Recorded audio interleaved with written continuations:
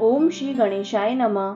श्री शिव महापुराण विद्वेश्वर संहिता पंचम अध्याय। इस अध्याय में हम जानेंगे भगवान शिव के लिंग एवं साकार विग्रह की पूजा के रहस्य तथा महत्व का वर्णन। सूत जी बोले, हे शौनक, जो श्रवण, कीर्तन और मनन इन तीनों साधनों के अनुष्ठान में समर्थ ना हो, वह भगवान शंकर के लिंग एवं मूर्ति की स्थापना कर नित्य उसकी पूजा करके संसार सागर से पार हो सकता है। छल ना करते हुए अपनी शक्ति के अनुसार धनराशि ले जाए और उसे शिवलिंग अथवा शिव मूर्ति की सेवा के लिए अर्पित कर दे।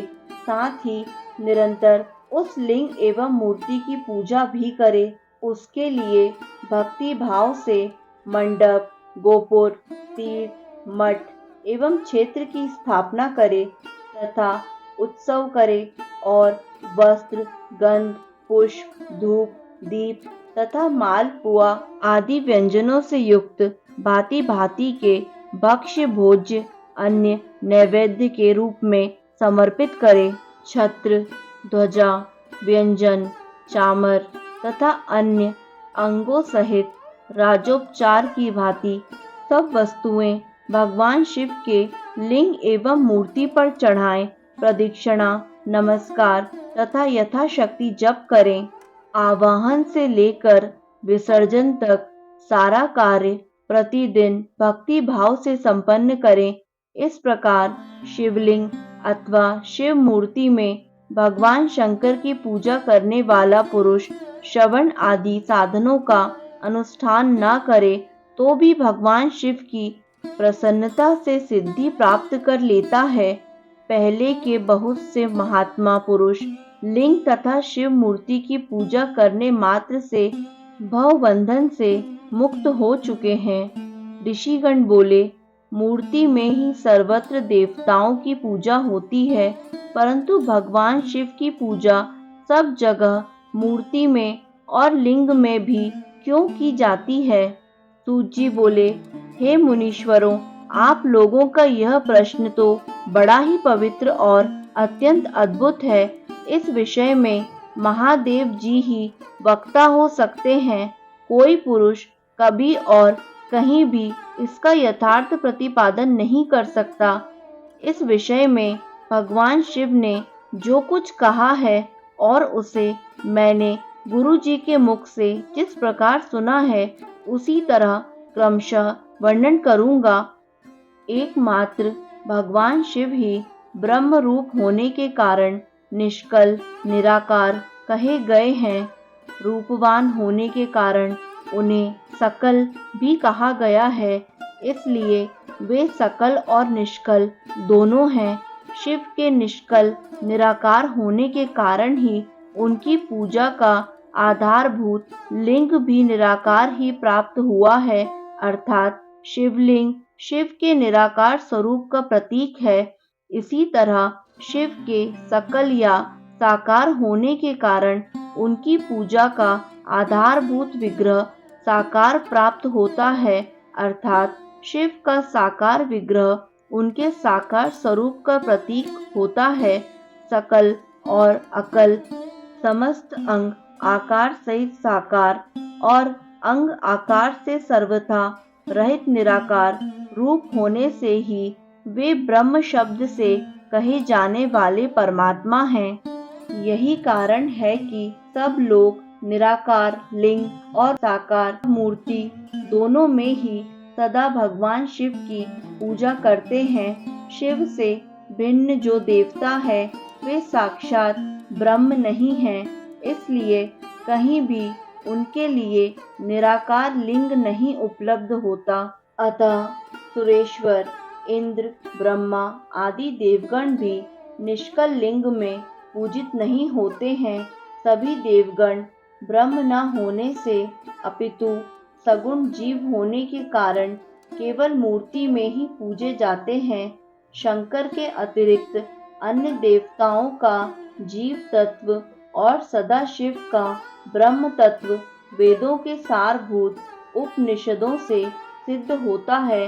वहाँ प्रणव ओमकार के तत्व रूप से भगवान शिव का ही प्रतिपादन किया गया है।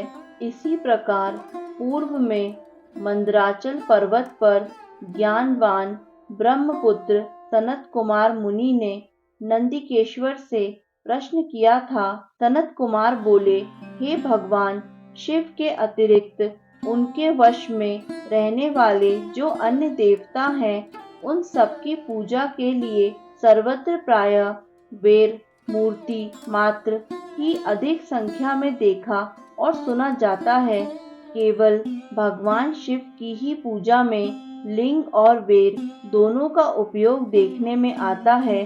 अतः हे कल्याणमय नंदिकेश्वर, इस विषय में जो तत्व की बात हो उसे मुझे इस प्रकार बताइए जिससे अच्छी तरह समझने में आ जाए। नंदिकेश्वर बोले, हे निष्पाप ब्रह्म कुमार, हम जैसे लोगों के द्वारा आपके इस प्रश्न का कोई उत्तर नहीं दिया जा सकता, क्योंकि यह गोपनीय विषय है और लिंग साक्षात ब्रह्म का प्रतीक है।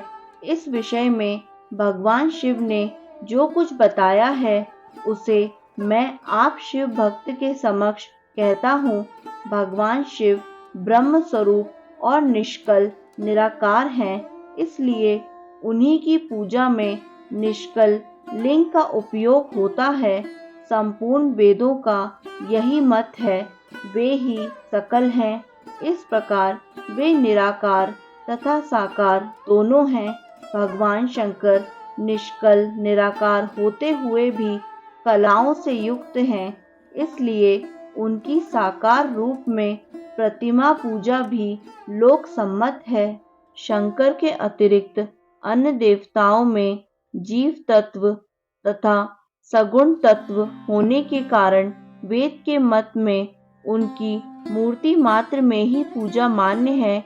इसी प्रकार उन देवताओं के आविर्भाव के समय उनका समग्र साकार रूप प्रकट होता है, जबकि भगवान सदाशिव के दर्शन में साकार और निराकार ज्योति रूप दोनों की ही प्राप्ति होती है। सनत कुमार बोले, हे महाभाग, आपने भगवान शिव तथा दूसरे देवताओं के पूजन में लिंग और वेर के प्रचार का जो रहस्य विभाग पूर्वक बताया है वह यथार्थ है। इसलिए लिंग और वेर की आदि उत्पत्ति का जो उत्तम वृत्तांत है उसी को मैं इस समय सुनना चाहता हूँ। हे योगी इंद्र, लिंग के प्राकट्य का रहस्य सूचित करने वाला प्रसंग मुझे सुनाइए। नंदिकेश्वर बोले, हे वत्स, आपके प्रति प्रीति के कारण मैं यथार्थ रूप में वर्णन करता हूँ, सुनिए। लोक विख्यात पूर्व कल्प के बहुत दिन व्यतीत हो जाने पर एक समय महात्मा ब्रह्मा और विष्णु परस्पर लड़ने लगे। उन दोनों के अभिमान को मिटाने के लिए त्रिगुणातीत परमेश्वर ने उनके मध्य में निष्कल स्तंभ के रूप में अपना स्वरूप प्रकट किया। जगत का कल्याण करने की इच्छा से उस स्तंभ से निराकार परमेश्वर शिव ने अपने लिंग चिन्ह के कारण लिंग का आविर्भाव किया। उसी समय से लोक में परमेश्वर शंकर के निर्गुण लिंग और सगुण मूर्ति की पूजा प्रचलित हुई। शिव के अतिरिक्त अन्य देवों की मूर्ति मात्र की ही प्रकल्पना हुई। वे देव प्रतिमाएं पूजित हो नियत शुभ कल्याण को देने वाली हुई और शिव का लिंग तथा उनकी प्रतिमा दोनों ही भोग और मोक्ष को देने वाली हुई।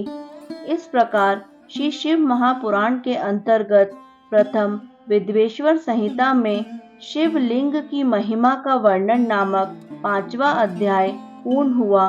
दोस्तों, आगे के अध्यायों को निरंतर सुनने के लिए आप हमारे YouTube चैनल आध्यात्मिक कथाओं को सब्सक्राइब करें, लाइक करें एवं बेल आइकन पर प्रेस करें ताकि आगे आने वाले सभी अध्यायों की जानकारी आपको निरंतर मिलती रहे। धन्यवाद।